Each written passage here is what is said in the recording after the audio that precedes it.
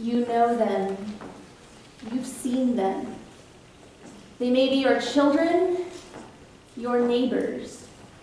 They may be you. The kale smoothie drinking, hashtagging, coffee shop, homework doing, yoga pants wearing generation.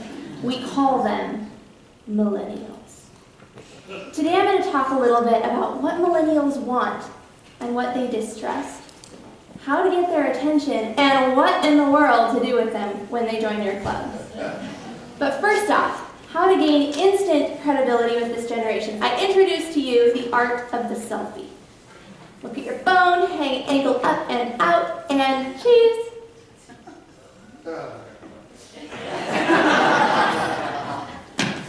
But first, let's look at some facts about this generation. It's really hard to peg when a generation might begin or might end. There's so many different factors that go into it, but some consensus places it as those born between 1980 and the year 2000, making us roughly 16 to 37 years old at this time.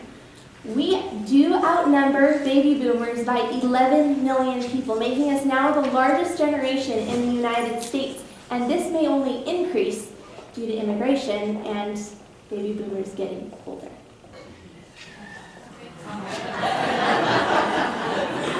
Ages 16 to 37, regardless of the generation label, those ages encompass a whole lot of change. You've got high school graduation, college or career choices, spouse or partner choices, moving, job changes, children. A lot of changes happening in this time. For example, in the last 4 weeks between being asked to do this presentation and speaking to you this morning, I took my very first paid vacation time. I served as the maid of honor in my sister's wedding, and I moved out of my parents' home.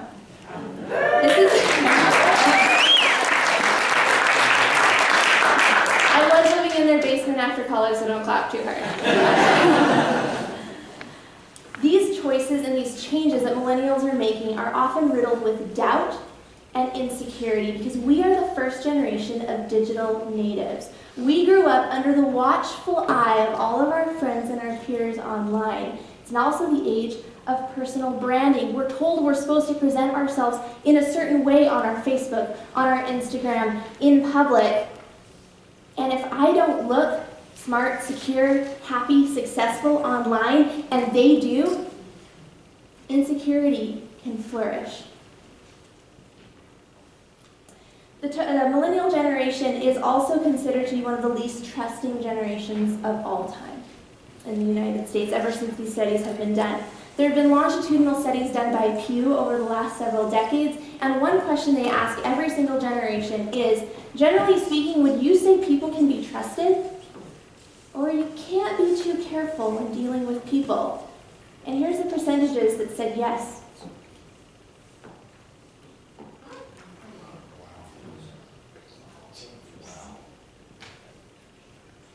But millennials want more.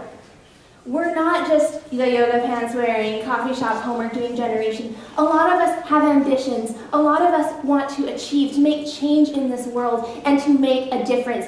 And we all know there's an organization out there that can help us with those goals. But is Toastmasters just for established professionals? Sometimes it's seen that way. Is it just for my parents' generation? The 2016 world champion, but also second and third place winners of the World Championship of Public Speaking were in their late 20s. Let's look at some statistics too worldwide of Toastmasters. You can see the darkest burgundy areas have a greater than 50% concentration of their members are under the age of 45. Now remember, 45, that's the millennial generation, 18 to 37 roughly, of Toastmasters, but also another 7 or 8 years of Generation X, the generation just older than us. The lightest pink has a less than 36% concentration in that under 45 category. Now here is District 2. There's so many factors that go into this. There's other cultural demographics, there's how Toastmasters is perceived across the world, club density definitely plays a part into this. But what are some things that we as club leaders can do to keep District 2 from just fading off the Toastmasters map? So if you thought selfies were strange, just wait till I introduce you to the Ussie. So you smash your face against someone else's like this, lean in, smile at the camera together, and hope you get both your faces in the picture. But young people are constantly now looking to each other for their opinions and to inform their values and their choices. This is a concept called social capital, and the term's been around for over 100 years, but it recently became popular again to talk about this idea of relationships as a resource. Now, we saw this traditionally in, say, the town barber or the town bartender. You know, kind of that person who knows everybody, can connect anybody to anybody else, can match things up. We still have that in real-life traditional communities today. We certainly do. But a lot of this is now mediated online. Yelp reviews, Reddit conversations, blogs, influencers all across the globe are connecting with each other because all you need is a server and the same language now. So when I first joined Toastmasters and I knew that I wanted to try out a club, I didn't, sorry Patrick, go on to the website and try to find a club.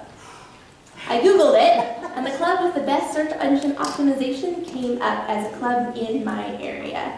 But I also read Reddit reviews, I read blog posts that were arguing for Toastmasters, and blog posts arguing against Toastmasters as effective learning environments for young millennials. So when your club is found online, what do we see? What would I see if I Googled your club?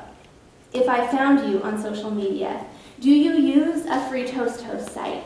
Do you develop it? Do you have high quality images and a catch for people to come in and actually want to visit? Or is it just a Toastmasters logo and a kind of a definition